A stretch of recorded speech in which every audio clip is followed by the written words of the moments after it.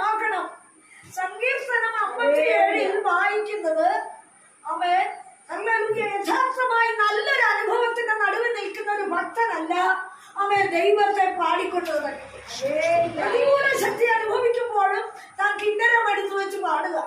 ദൈവത്തിന്റെ ശക്തിയും ഭക്തിയും വിട്ടുകളയാതെ കാട്ടിൽ ഭയത്തോടെ ഓടി നടക്കുന്ന ഭക്തനെങ്കിലും ദൈവമേ എന്നുള്ള ചിന്തയിൽ അവൻ ദൈവസന്നിധി നിൽക്കുകയാണ്. ദാവീദ് അവൻ കല്ലുമെടുത്ത് വരുമ്പോൾ അവൻ അണികളുടെ നടുവിൽ ചെന്ന് അവൻ എയ്യുമ്പോൾ അവൻ തന്റെ കല്ല് യഥാർത്ഥമായി ശത്രുവിന്റെ നെറ്റിൽ തളർത്തി കൊള്ളാൻ കാരണമെന്ന്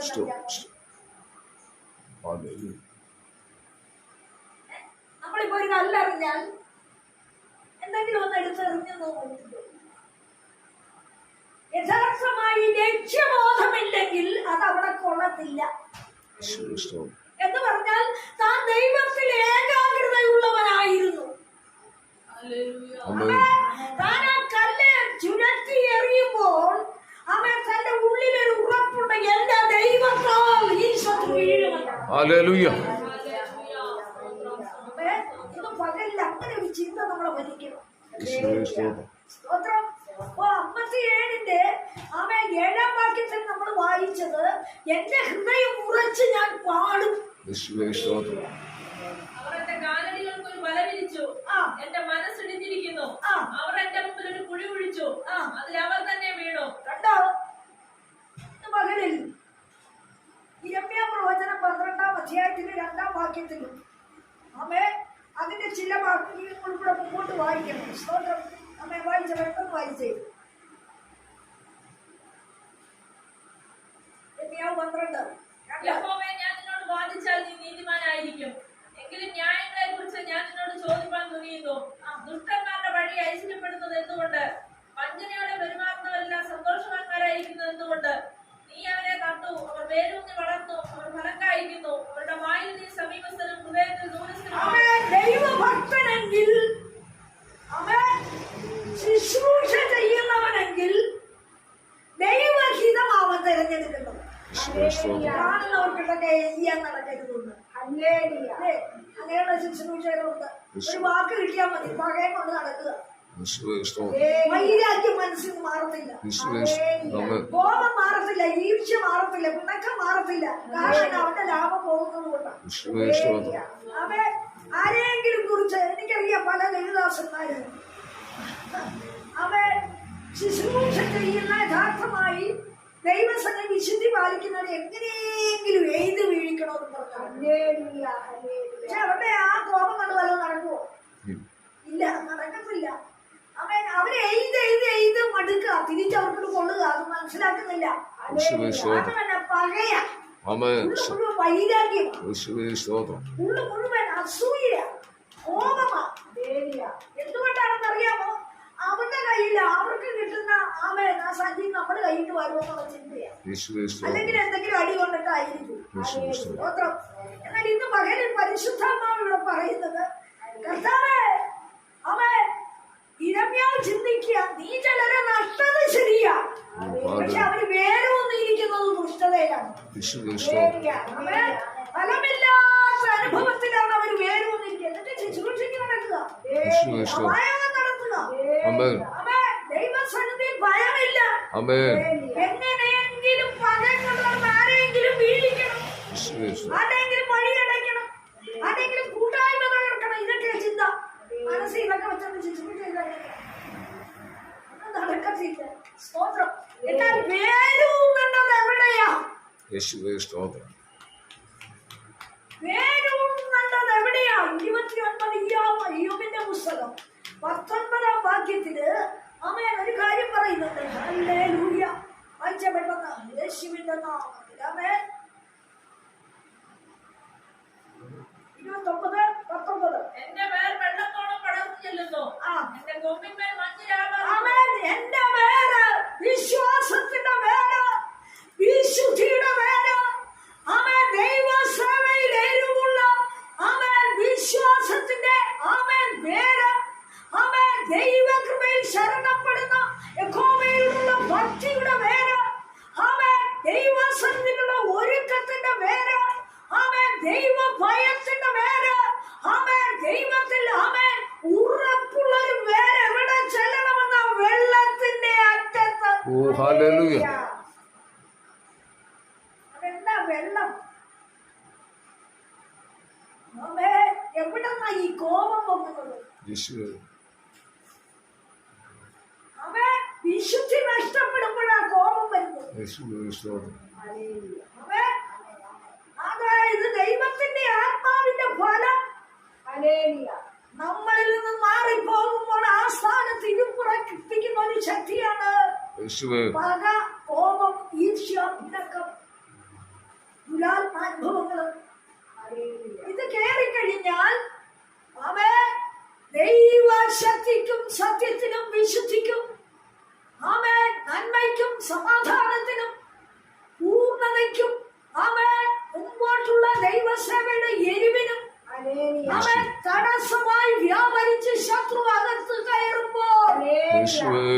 ഇവന്റെ വേറെ വെള്ളത്തിലല്ല എന്ന് പറഞ്ഞാൽ ആമേൻ ദൈവിക സമാധാനത്തിലല്ല അവന്റെ വേര് നട്ടു പിടിപ്പിച്ചിരിക്കുന്നത്. യേശുവേ.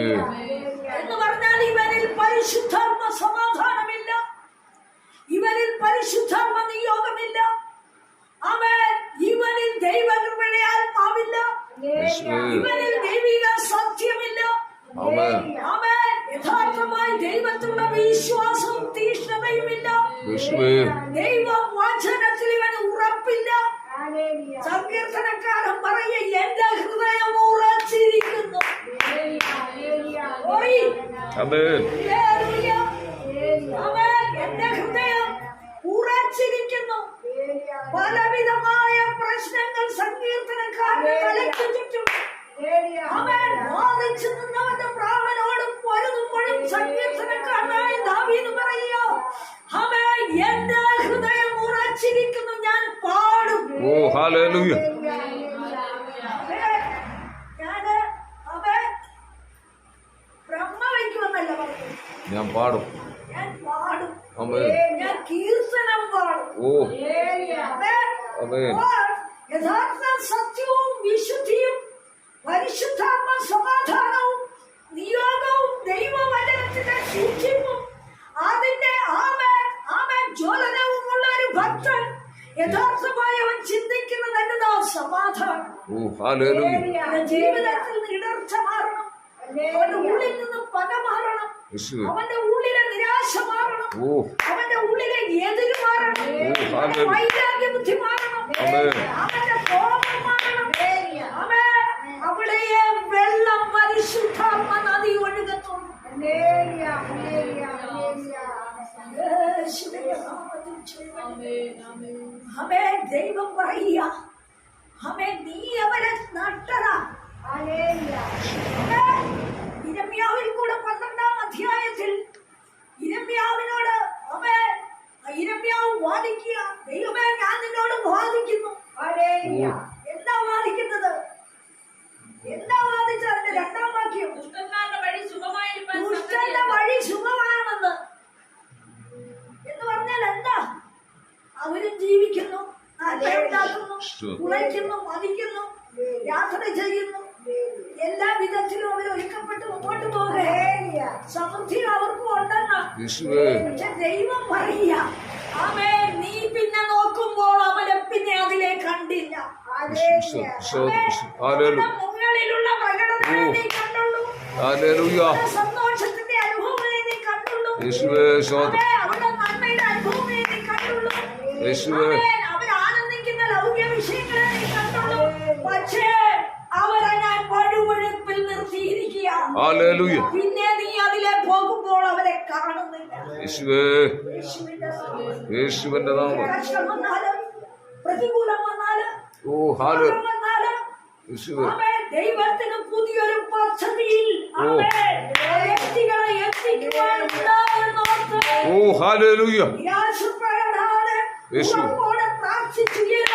ആമേൻ. മറിഞ്ഞു കിടക്കുന്ന ചെടിയെ കണ്ട് ആമേൻ ഹല്ലേലൂയ മറിഞ്ഞു പോയല്ലോ എന്നല്ല ചിന്തിക്കേണ്ടത്.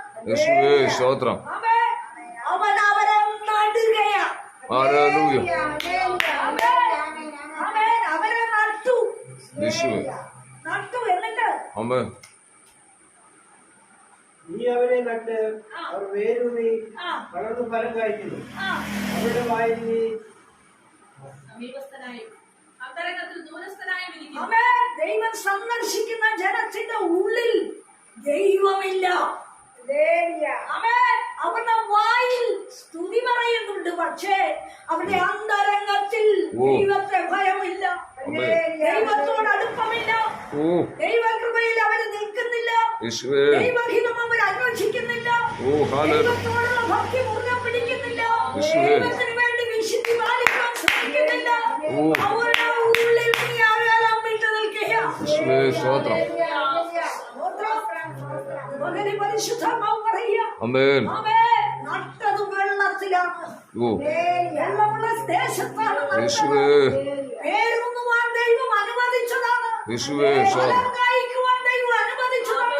യേശുവേ ഇത് പകലിനോർത്ത് അവൻ വിശ്വാസിയായി നമ്മെ വിളിക്കുമ്പോൾ നാം ശൂന്യപാത്രങ്ങളായി, അവൻ നിരാശപ്പെട്ടവരായി, അനുഭവങ്ങൾ പാളിപ്പോയ അവസ്ഥയിൽ, സങ്കടത്തിലും മനോവേദയിലും രോഗത്തിലും കഷ്ടത്തിലും കൈപ്പിലും കണ്ണുനീരിലും ശൂന്യാവസ്ഥകളിലും ദാരിദ്ര്യത്തിലും ക്ലേശങ്ങളിലും ആണ്ടുപോയതിന്റെ നടുവിൽ നിന്ന് അവൻ നമ്മെ നട്ടുപിടിപ്പിച്ച് യേശുവേ. വെള്ളമുള്ള സ്ഥലത്ത് നട്ടുപിടിപ്പിച്ചതാണ്. യേശുവേ സ്തോത്രം സ്തോത്രം ആമേൻ സ്തോത്രം ഹല്ലേലൂയ. എന്നാൽ ഹല്ലേലൂയ, നട്ടവൻ നമ്മളെ ഫലമുള്ളതാക്കി തീർത്തതാണ്. യേശുവേ സ്തോത്രം അവരെ നട്ടു, അവർ ഊന്നി. വേരൂന്നി.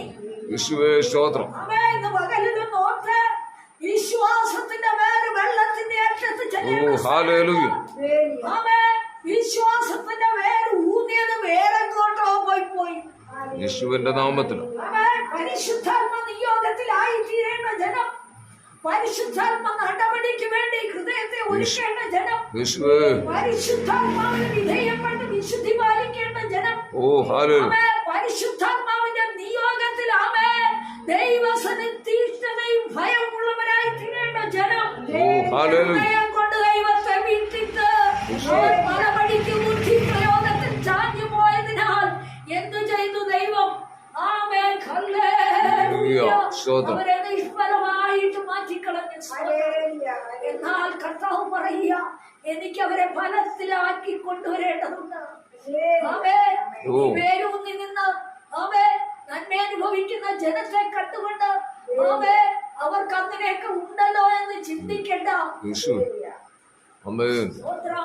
ആമേൻ സ്തോത്രം. Hallelujah hallelujah. നമ്മൾ ഓർക്കും, അയ്യോ ഞാൻ വിശ്വാസിയായിട്ട് ഇത്രയും കഷ്ടം, യേശുവേ ഞാൻ സത്യം അനുസരിച്ചിട്ട് ഓ വിശുദ്ധി പാലിച്ചിട്ട് വേർപാട് അനുഷ്ഠിച്ചിട്ട് ഓ എന്റെ ഹല്ലേലൂയ ജീവിതത്തിന് ഒരു സ്വസ്ഥതയില്ലല്ലോ, യേശുവേ എന്റെ കുടുംബത്തിൽ എന്റെ കുഞ്ഞുങ്ങള് യേശുവേ ഞാൻ ഇത്രയും പ്രാർത്ഥിച്ചിട്ട് അവര് നിവർന്നു നിൽക്കുന്നില്ലല്ലോ, ആശിക്കുന്ന അനുഭവം ഇല്ലല്ലോ, ആമേ പലപ്പോഴും ഞാൻ ആശിക്കുന്നതിന് വിരുദ്ധമായി സംഭവിക്കുന്നല്ലോ, കുടുംബത്തിലാമേ ഞാൻ ആഗ്രഹിച്ചത് പൂർണ്ണമായി നടക്കുന്നില്ലല്ലോ എന്നൊക്കെ ഇന്ന് നിരാശയോടെ ചോദിക്കുമ്പോൾ യേശുവേ പകലിൽ കർത്താവ് പറയുക, ഓ ഹല്ലേലൂയ അവരും വേരൂന്നി സ്വന്തം ലാഭത്തിന് വേണ്ടി ദുഷ്ടതയിലേക്ക് അവരുടെ വേര് പറിച്ചു നടുമ്പോൾ ഹല്ലേലൂയ, ദൈവ പൈതലേ, ആമേൻ. നിന്നെ പൂർണ്ണ ഫലമുള്ള വൃക്ഷമാക്കി ഓ ഹല്ലേലൂയ പൂർണ്ണ അനുഭവത്തിൽ നിന്നെ നിന്റെ തലമുറയെ കൊണ്ടുവരുവാൻ കോവിഡ് ഹല്ലേലൂയ. ചലിച്ചുകൊണ്ടിരിക്കുന്ന നീ മറക്കരുത്.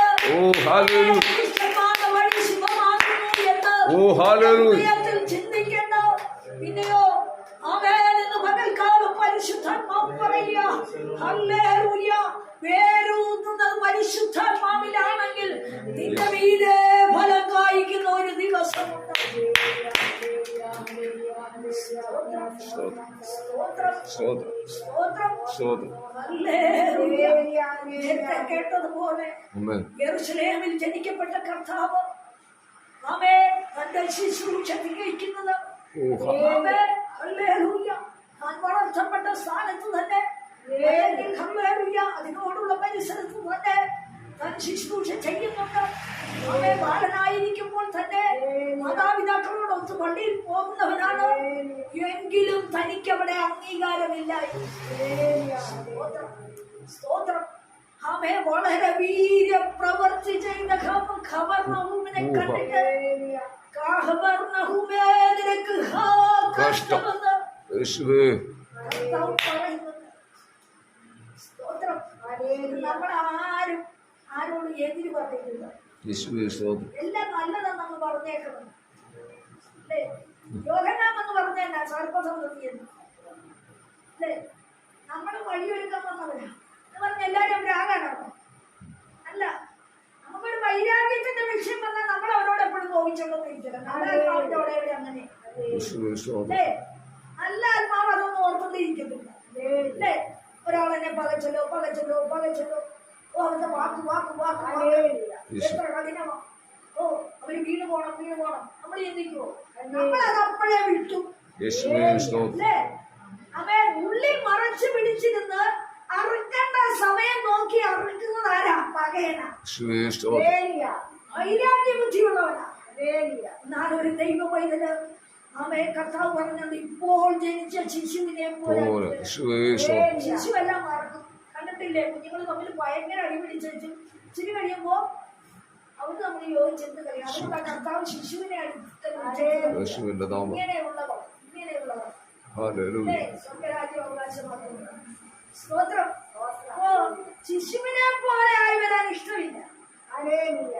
പക വെച്ചോണ്ടിരിക്കാം. പകലിൽ പരിശുദ്ധാത്മാവ് നമ്മളോട് പറയുന്നത് പേര് വെള്ളത്തിന്റെ അറ്റത്തിലുണ്ട്. എങ്കിൽ ഫലം വേണം. എന്റെ തലമുറ രക്ഷപ്പെടണം. എന്റെ കുടുംബം ഉച്ചരിക്കപ്പെടണം. അതെല്ലാം നല്ല ആവശ്യമാണ്. എന്നാൽ ദൈവസന്നിധി തീക്ഷ്ണതയുള്ളവരായിരിക്കും.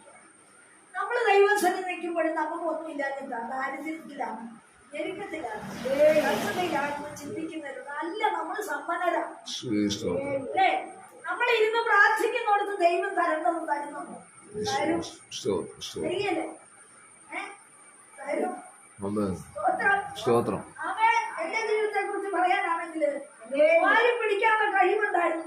വാരി പിടിപ്പിക്കാനുള്ള പ്രാപ്തിയും തൊഴിലുണ്ട്. അതൊക്കെ വിട്ടുകളഞ്ഞതെന്താ? നാമത്തെ. പക്ഷെ നമ്മളെ പൊതുജനം നോക്കുമ്പോ എങ്ങനെയാ? നിങ്ങളിങ്ങനെ അലച്ചാലിക്കുന്നു. അല്ലെന്ന് അവൻ അടുത്തു വന്നാൽ അവൻ അടുത്തു വരാം. മാനിച്ചാൽ അവൻ മാനിക്കാമെന്ന്. പറഞ്ഞവന്റെ വാക്ക് നമ്മളെ ഉള്ളിൽ. അതുകൊണ്ട് സങ്കീർത്തനക്കാരൻ പറയാം. അതിന്റെ 7-ാം വാക്യം വായിച്ചുകൂടെ? യേശുവിന്റെ നാമത്തിൽ അവൻ 57:7. എന്റെ മനസ്സുറച്ചിരിക്കുന്നു. ദൈവമേ എന്റെ മനസ്സുറച്ചിരിക്കുന്നു. ഞാൻ പാടും, ഞാൻ കീർത്തനം ചെയ്യും. എൻ മനമേ ഉണരുക. വീണയും കിന്നരവുമായുള്ളവരെ ഉണരുവി. ഞാൻ അധികാരത്തെ ഉണരും. ആമേൻ. അടുത്തത് കർത്താവേ, വംശങ്ങളുടെ ഇടയിൽ ഞാൻ നിനക്ക് സ്തോത്രം ചെയ്യും. ജാതികളുടെ മധ്യയിൽ ഞാൻ നിനക്ക്. അനുകൂലപ്പെട്ട സാഹചര്യത്തിലല്ല ഭക്തൻ ദൈവസന്നിധി രാവിലെ ഉണരുന്നത്. വംശങ്ങളുടെ നടുവിൽ. അപ്പോ കൂട്ടിന് കൂട്ടായ്മയ്ക്ക് നമ്മൾ ഇരിക്കുന്ന സ്ഥാനത്ത് ആരും വന്നിട്ട് ഇരിക്കുന്നില്ല. കുടുംബം പോലും ഇരുന്നെന്ന് എഴുതില്ല. പക്ഷേ അധികാലത്ത് ഞാൻ ഉണരും. കർത്താവേ, വംശങ്ങളുടെ നടുവിൽ ഞാൻ നിനക്ക് സ്തോത്രം ചെയ്യും. ഞാൻ കീർത്തനം ചെയ്യും. എന്നിട്ട് വന്ന പറയുക, ഞാൻ പാടും. എന്റെ ഹൃദയം ഉറച്ചിരിക്കും. 27-ാം സങ്കീർത്തനത്തിന്റെ അവസാന വാക്യത്തില് ഇങ്ങനെ പറയുന്നുണ്ട്. എന്താണ്? എന്റെ ഹൃദയം ആമേ വിശ്വസിക്കുന്ന കർത്താവേ. അവസാന വാക്കെന്താണ്? 27 സങ്കീർത്തനം. യേശുവിന്റെ നാമത്തിൽ. ഹല്ലേലൂയ. ജീവനുള്ളവരുടെ ദേശത്ത് യഹോവയുടെ നന്മ കാണുമെന്ന് വിശ്വസിച്ചില്ലെങ്കിൽ കഷ്ടം. യഹോവയിൽ പ്രത്യാശ വയ്ക്കുക, ധൈര്യപ്പെട്ടിരിക്കുക, നിന്റെ ഹൃദയം ഉറച്ചിരിക്കട്ടെ. ഉറപ്പ് ഭക്തന്റെ ജീവിതത്തിൽ, വിശ്വസിക്കുന്നവന്റെ ജീവിതത്തിൽ, പ്രത്യാശിക്കുന്നവന്റെ ജീവിതത്തിൽ എനിക്ക് അവനിൽ ഉറപ്പുണ്ട്. അവൻ എനിക്ക് വേണ്ടി എന്റെ പ്രാർത്ഥനയ്ക്ക് മറുപടിയാണെന്ന്. അതിനെന്താണ് നിനക്ക് അടിസ്ഥാനം? ഉറപ്പ്. ദൈവം എന്റെ പ്രാർത്ഥന കേൾക്കുന്നുണ്ട്. ഈ ആടിക്കളിക്കുന്ന എന്താണെന്ന് അറിയാം? ഉറപ്പ് നഷ്ടപ്പെടുന്നില്ല. വിശ്വാസം ഇല്ലാതെ വരുമ്പോഴാ, വചനം പുറയിൽ എറിഞ്ഞു കളയുമ്പോഴാ. അതെ, ഞാൻ എന്റെ ഹൃദയം കൊണ്ട് വിശ്വസിക്കുന്നു. ജീവനുള്ളവരുടെ ദേശത്ത് ഞാൻ നന്മ കാണും. ഓ ഹല്ലേലൂയ. മകന് പരിശുദ്ധാത്മാവ് പറയുക, ദൈവസന്നിധിയിൽ നീ ആരാധിക്കുന്നത് വൃഥാവാകത്തില്ല. നീ ദൈവസന്നിധിയിൽ നിൽക്കുന്നത് വ്യർത്ഥമാകത്തില്ല. നീ ദൈവത്തെ വിശ്വസിച്ചത് വ്യർത്ഥമല്ല. യാമേ ജീവനുള്ളവരുടെ ദേശത്ത് കോവിഡ് നന്മ ഞാൻ കാണും എന്ന് വിശ്വസിച്ചില്ലെങ്കിൽ സ്തോത്രം. അത് ഉറപ്പുള്ള ഒരു ഹൃദയം ഉണ്ടായിരിക്കട്ടെ. അവന്റെ സന്നിധി പ്രത്യാശയുള്ള ഒരു ഹൃദയം ഉണ്ടായിരിക്കട്ടെ. അതേ ഹല്ലേലൂയ. ആമേൻ. മഹാപ്രതിഫലമുള്ള ധൈര്യം കണ്ടിക്കണയാണ്. ദിവസങ്ങളിൽ അവൻ വിശ്വസിച്ച് മുന്നോട്ട് പോകാം. ഈ വചനത്താൽ ദൈവമായി കർത്താവ് നമ്മളെ അനുഗ്രഹിക്കട്ടെ. സ്തോത്രം.